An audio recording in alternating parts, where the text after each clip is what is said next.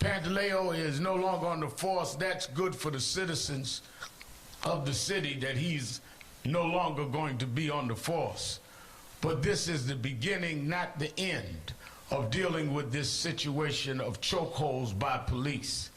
It must be made illegal, and we must know why the federal government did not proceed in many cases, including the Eric Garner case, which was the case that started a new energy around our fighting for Black Lives Matter.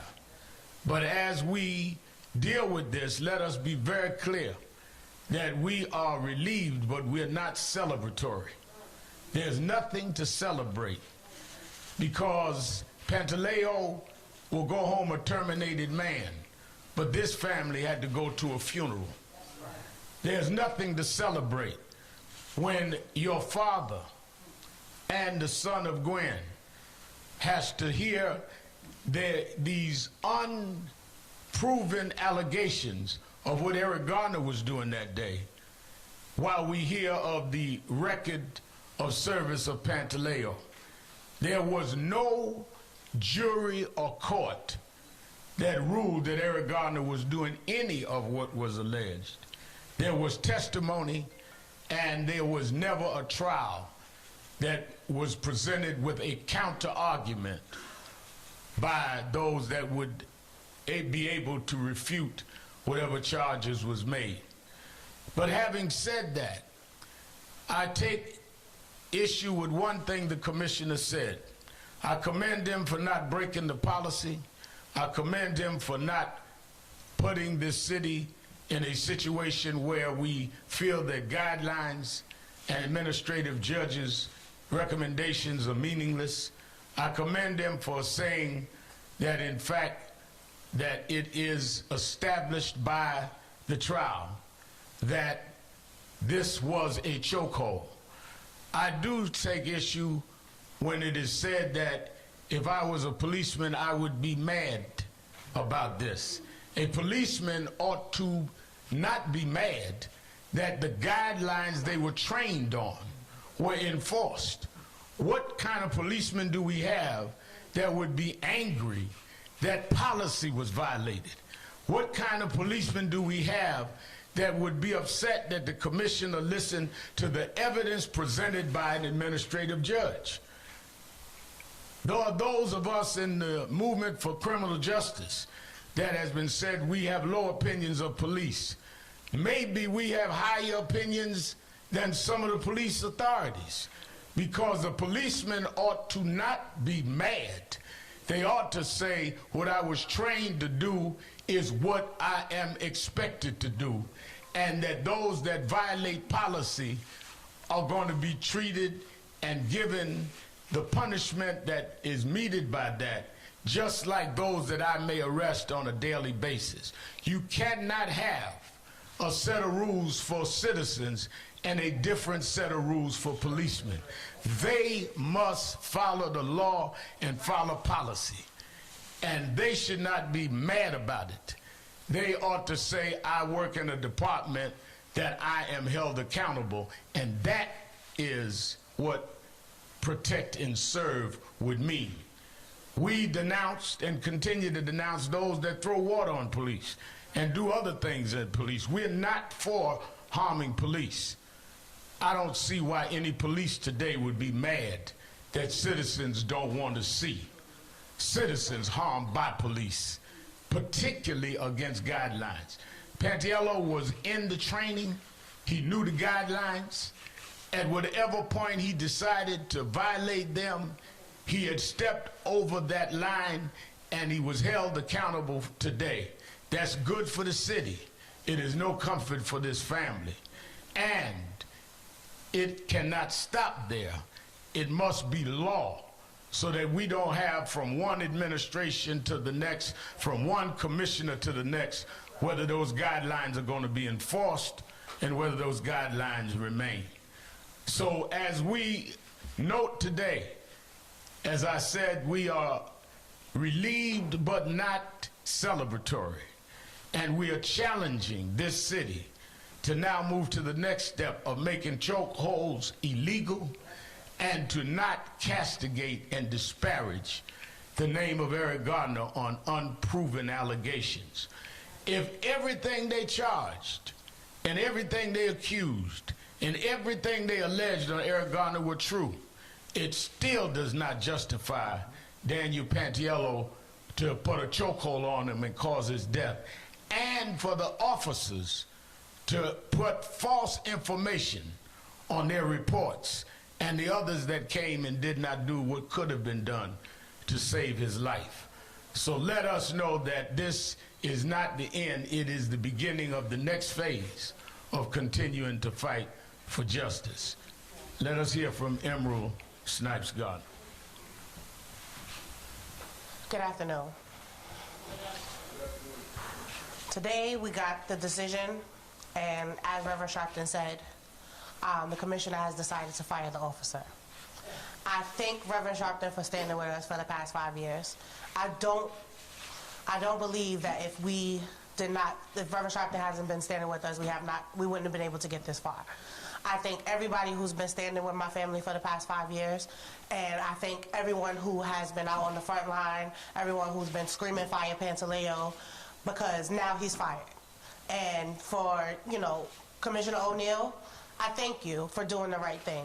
I truly, sincerely thank you for firing the officer.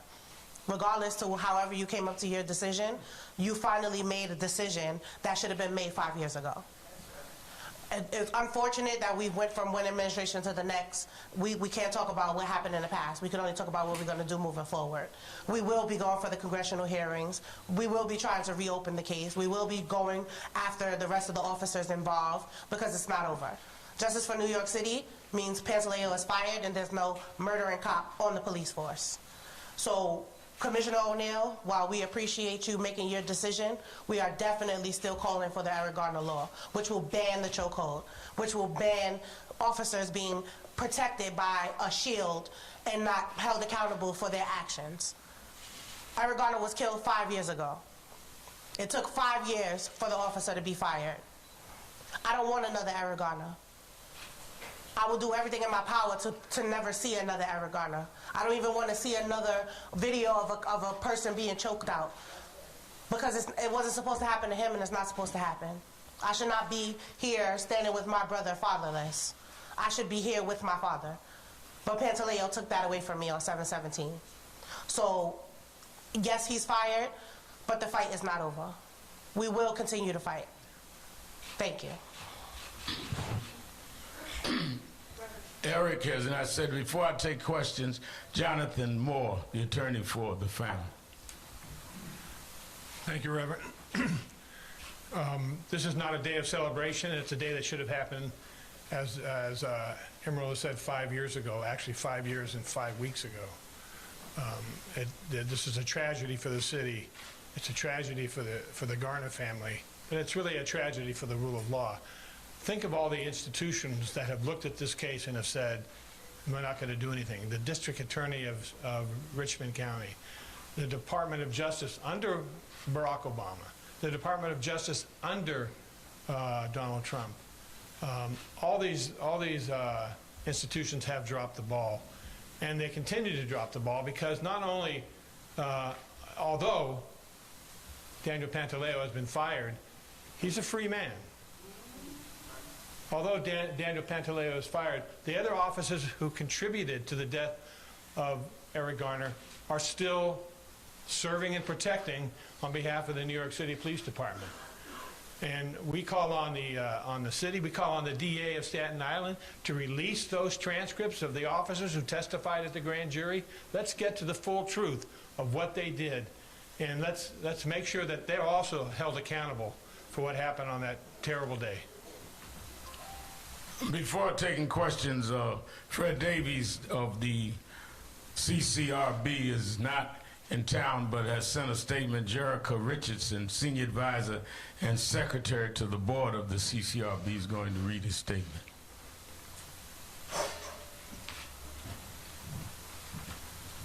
Thank you, Reverend Sharpton. And to the entire Garner family, you have suffered such unspeakable loss. And I just want you to know, on behalf of the CCRB that despite that loss, you continue to inspire us, and our hearts and our prayers remain with you. And I'd also like to thank all of the attorneys, including the attorneys at the CCRB who prosecuted this case. I want to thank the advocates and the activists and all the everyday people that rallied and called for justice for Eric. It is because of them that we're here today.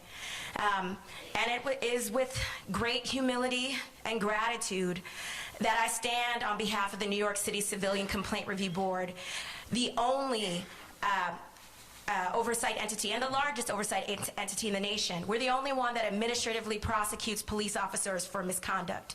And we only exist and we only are here because of the community. And I'll tell you, I have mixed emotions. There's a lot more that we need to do to strengthen accountability, not only in New York City, but this nation. And so I'd just like to take a moment to share the words of Reverend Fred Davey, our chair. After 5 long years, Eric Garner's family, the city of New York, and a nation that long has had watchful eyes upon this case, finally has some closure. Make no mistake, this process took entirely too long. And the tragic reality is that neither a verdict from a judge, a decision from a police commissioner, neither of these can reverse what happened on July 17th, 2014. Officer Daniel Pantaleo's termination from the New York City Police Department does not make the death of Eric Garner any less harrowing, but it's heartening to know that some element of justice has been served. Given the evidence the CCRB's prosecutors presented at trial, the police commissioner had no option but to dismiss Pantaleo from the department. While July 17th is and always will be a somber day for the city of New York, today we can rest assured that Daniel Pantaleo will never patrol our streets again. Thank you.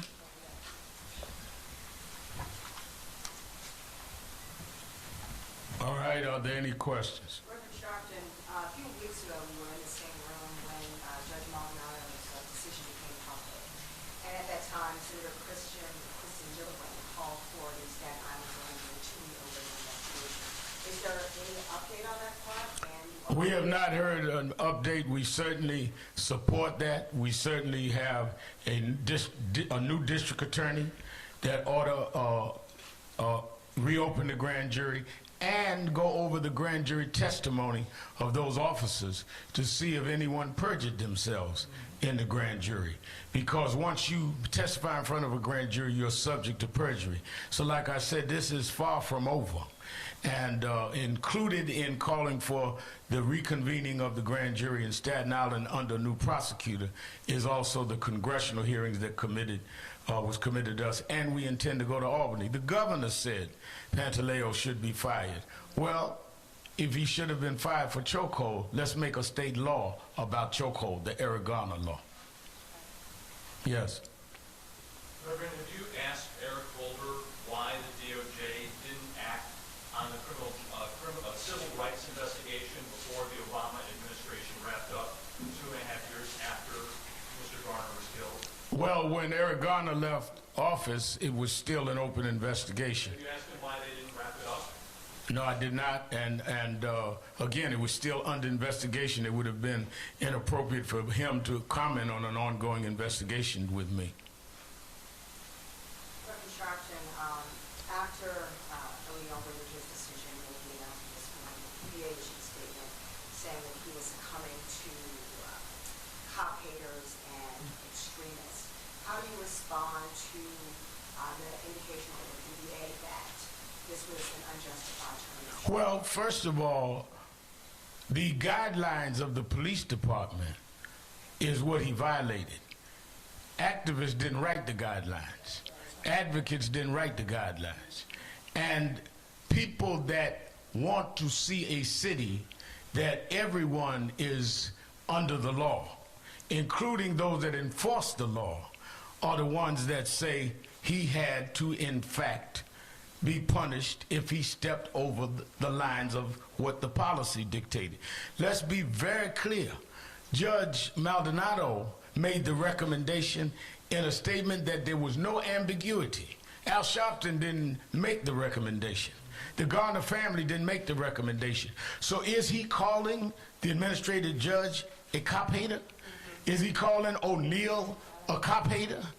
These are people in the force that have worked their ways up in the rank. I heard the commissioner say he served over 3 decades in the police force.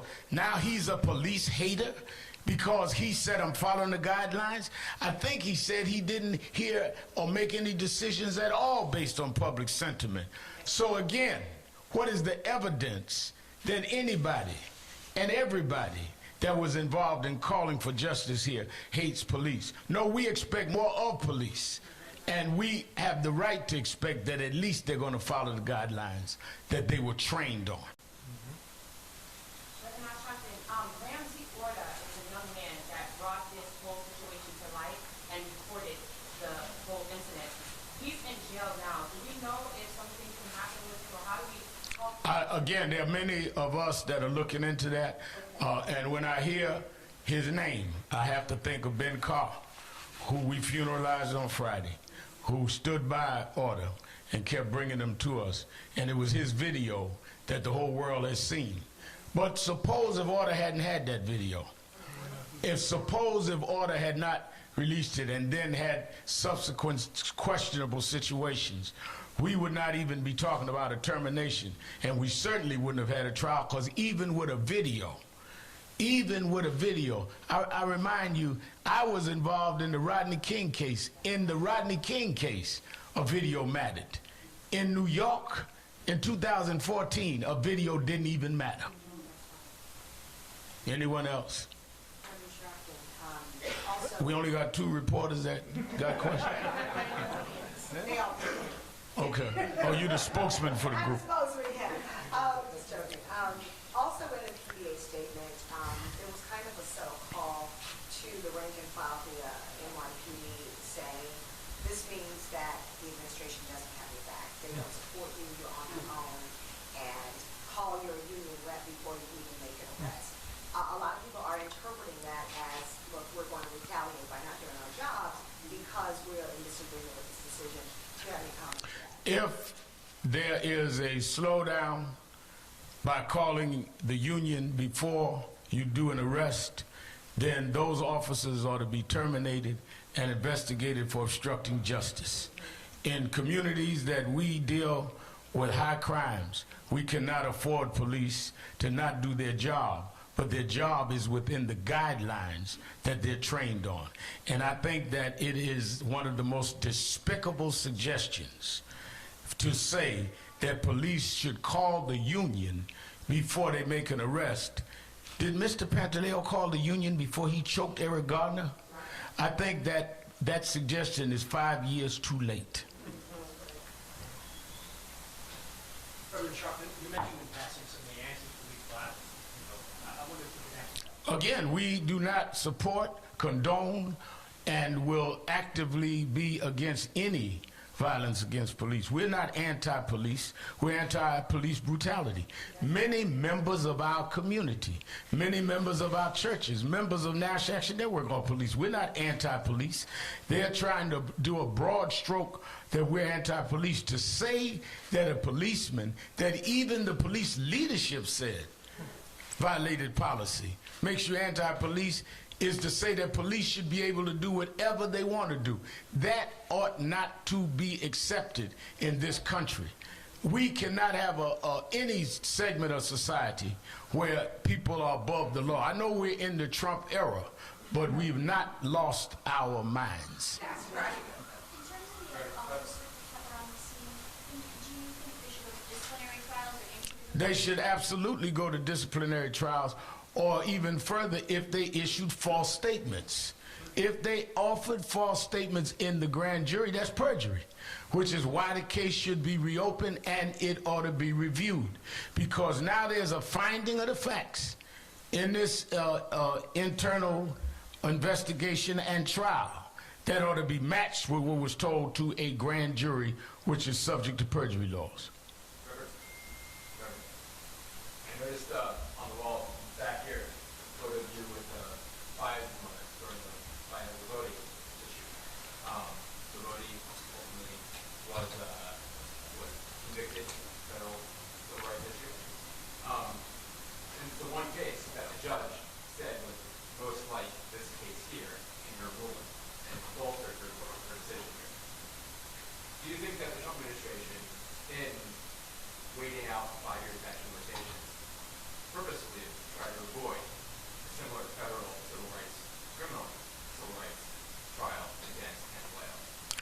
I would say that I do not know what was done on purpose, but I know what was done. And what was done was the opposite of what was done in the Lavoti case. I know that there were those in the Civil Rights Division of the Justice Department, according to many reports, that said they wanted to proceed, and all of a sudden they were stopped. And I know for a fact that there was enough evidence to go forward, and they decided not to go with it. I will not be as reckless as the president is with his tweets on me in saying it was done on purpose, but it was done in fact. Reverend, today Commissioner O'Neill said that First Deputy Commissioner Ben Tucker reached out to the Garner family to respond. Will the Garner family be reaching out to First Deputy Commissioner Ben Tucker? Will it be a dialogue? That is up to the family, and we not discuss that in public. Again, the dialogue is going to be with the Congress and the state. Other dialogues we will deal with when we deal with it. Can I ask you, Ms. Garner, the police commissioner said that when he watches that horrifying video, he has a gut reaction, quote, Mr. Garner, don't do it, Mr. Garner, don't do it, comply. What did you make of the police commissioner's statement about his gut reaction when he watches that video? I think he had a misspeak. I think he meant to say, Pantaleo, don't do it, let him go, get off of him. That's what I think. I think he misspoke, and I think that he watched the video, and he is in fact a human being with a heart and a conscience to say that, Pantaleo, you did something wrong. So I heard what he said, but I think he just misspoke. Emerald, can you talk to us about the shirt that you're wearing? This is the shirt that I wore about 2 weeks ago while we were standing up here. Officer Pantaleo, well, now I can say Daniel Pantaleo is a murderer, and that's just how I feel. I wear my emotions on my sleeve, and now I wear it on my chest. I feel that he is a murderer. I feel that he could have gotten off of Eric Garner. I feel that he made a choice, and everybody has a choice. When you're in life, you have a choice. You watch The Matrix, you take a red pill or a blue pill. So I'm just saying, I feel as though he is a murderer. I feel like he murdered Eric Garner. And let me say, she's not the only one today that said he could have gotten up. The commissioner said it. Commissioner said, yeah. I guess he's a cop hater. And the First Deputy. Ms. Garner, just you have the transcript to clarify. Commissioner O'Neill said, when I watched the video, I said to myself, Mr. Garner, don't do it, comply. And I said to Officer Pantaleo, don't do it. About the decisions made by both Officer Pantaleo and Mr. Garner. Sir, when you watched that video, what did you see? When I watched the video, I see my father being killed. All right, thank you very much.